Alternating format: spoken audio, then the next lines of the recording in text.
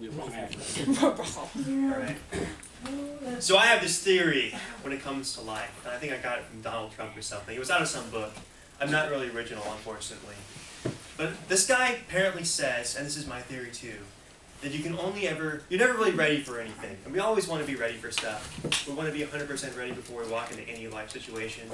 But this wise man, whoever it was, I forget his name, said that you can only ever be 80% ready at the most. And the other 20% you just have to learn on the job. And so I've taken that mantra, I've taken it to a whole nother level. And it happened to me last semester when I decided I would come to Cedarville even though I did not have the money to come to Cedarville. And last semester was rough for me in a lot of ways. And not having any money was definitely rough, especially when you think about the fact that this is a $600 per semester hour school, I believe. And I'm a communications major, so I'm not very good at math, but I did the math. I did the math. And since this is a 3-credit-hour course, that means we're spending about $1,800 on it. And any course in Cedarville, it doesn't even matter what you're taking. So if you're taking an average of about 3 classes a day, that's like $50 a day.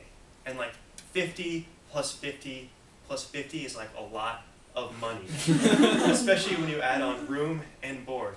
So near the end of the semester, somehow or another, I'd managed to pay for it. I had to take out some loans, but whatever. But I was completely broke at the end of this semester. Oh, and then by the way, since you pay $50 per class period, I'm taking up about 10 minutes of your time. That means essentially you are paying the school $10 for the privilege of listening to me speak. As a Dr. Brown, yes, I could use my fair share. So at the end of last semester, well, I had $15 in my ATM account. Which, I mean, 15 is not a bad number or anything. Like, I don't have anything against the number 15. It's not inherently a bad number. Like, the number 15 did not beat me as a child or anything like that. But the problem with the number 15 is that ATMs hate the number 15. I was out of meals on my Chuck's card and didn't have any transfer meals left. So, of course, I went to the last resort and went to my ATM, the one downstairs in the bottom of the SSC, and went to withdraw $15. Well, guess what? Guess what you cannot do at an ATM? It has to be $20. I was essentially broke. Fortunately, my roommate had left halfway through the semester, and he lived in Hawaii. So fortunately, he had left a bunch of stuff behind, including his books. So yes, I did the practical thing, and I sold my roommate's stuff to buy food and get gas to go home.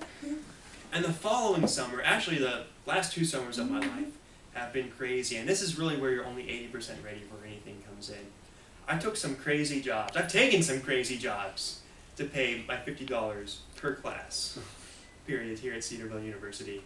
And the first summer, I was a door-to-door salesman for Pinnacle Security, which, by the way, is a very rough job. I don't know if you knew this or not, but for some reason, people do not like it when door-to-door salesmen come up to their doors. Like, you'd think they'd be polite about it, you know. But you see someone at the door and they're just like, oh! Slam the door shut half the time. And you're not ready for that. Like, they train you to go up, but really, when you're going to be out of the doors like 7 to 8 hours a day, doing door-to-door sales, like, nothing can really get you ready for that experience of getting rejected on door after door after door. And then maybe once every 60 doors actually making a sale, which is a good feeling. But you meet some really weird people on the doors, as you guys can probably imagine. I was in Chicago, so like the urban areas where I was kind of scared to be out after dark.